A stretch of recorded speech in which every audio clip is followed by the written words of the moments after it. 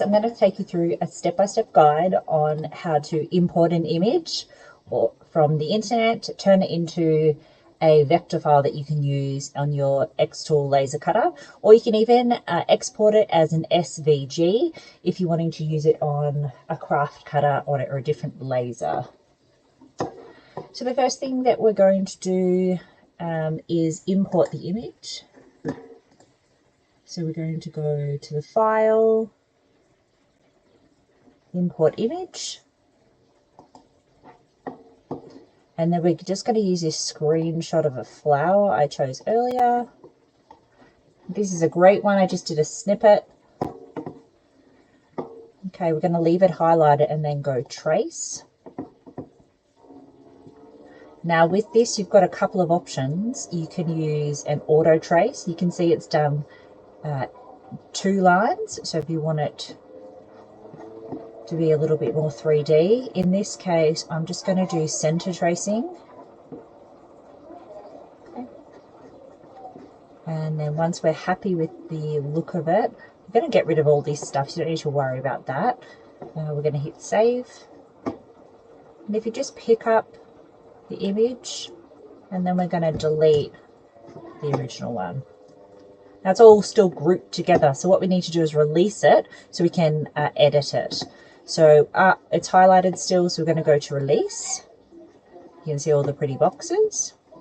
Then we want to get rid of this stuff. So we could just delete it individually, but that's going to take a while. In this case, we're going to left click on the mouse and drag it, and then hit delete. We're going to do that to all 3 sections.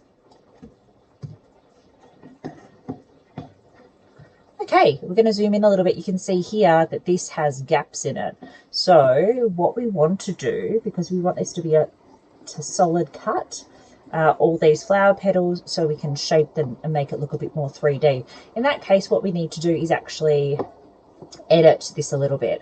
So we're going to take each individual section, click it, and then go to edit. Now there's a couple of ways you can do this. You can just take the vector point and pop it over the top of the next part, so the laser will cut on both. Right click and done. Went a little bit too far. Zooming in is the best because you can see I went a little bit over on this one. So let's just adjust it again. So edit, and let's pull it back just a little bit. It doesn't have to be perfect. That's millimeters. That's heaps better. And click on the next one, and I'm going to edit it, pull it across. You want to still keep the shape of the petal. Right click to done. Okay. And then it meets the point. Now the other option you can do is you can draw from one vector point, from the end of one line, and right click and then done.